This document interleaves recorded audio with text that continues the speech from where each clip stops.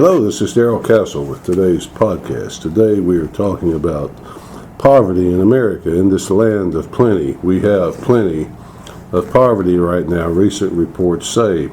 According to a recent report published by the Huffington Post, 4 out of 5 adults struggle with joblessness, near poverty, or reliance on welfare for at least part of their lives, a sign of deteriorating economic security and a dying American dream. To explain some of this, the Wall Street Journal says that median household income adjusted for inflation has dropped 7.8% since 2000. The drop is even stronger for lower income categories. Well, I've been talking about that for years. I mean, income relative to inflation is falling. People make up the difference with credit. When the credit runs out, they are in deep, deep trouble. President Obama has recently entered one of his very, very many refocuses on the economy.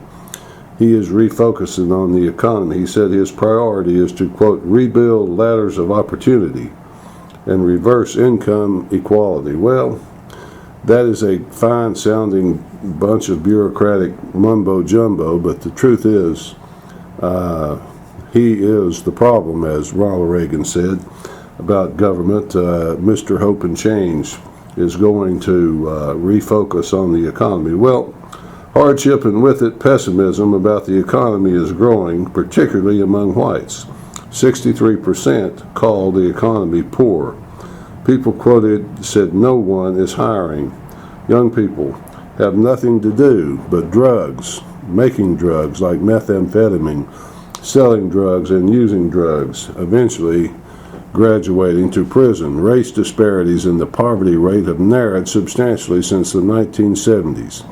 Economic insecurity engulfs more than 76% of white adults by the time they reach 60, according to a study recently done by Oxford University Press. Economic insecurity is defined as a year or more of periodic joblessness, reliance on government aid such as food stamps, or income below 150% of the poverty line.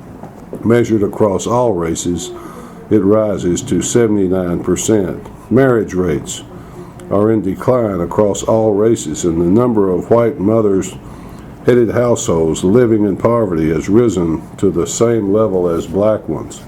Harvard professor William Julius Wilson noted that the biggest disparities from education to life expectancies to poverty are no longer racial, but are increasingly due to economic class position. Poverty is now a mainstream event. It is us, not them. For the first time since 1975, the number of white single-mother households living in poverty with children surpassed or equaled black ones.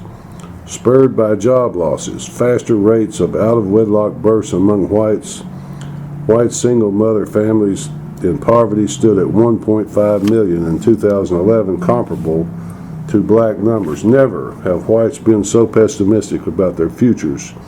According to a study done by the University of Chicago, just 45% say their families will have a good chance of improving their economic condition. Well, let's summarize some of this, folks. Rising rates of hopelessness and pessimism, rising rates of single mother head of households living in poverty, increasing rates of poverty across the board for all races. What does all this mean? Well, is the American dream dying? Well, obviously, that's the way it seems to me. What should we do? Well, perhaps we should consider not discouraging marriage, but in fact, encouraging it. Maybe we should not be offshoring all of our jobs. Maybe we should not be destroying entire industries that people's livelihoods depend on. People in rural areas that depend on industries across generations, they depend on those jobs more than they do education, which increasingly is outside of their price range, and then we destroy their industries and their way of life. And we think that's a good thing. It seems to me that we should reconsider some of those things. That's just the way I see it, folks. July 29th, 2013. Until next time, folks, this is Darrell Castle. Thanks for listening.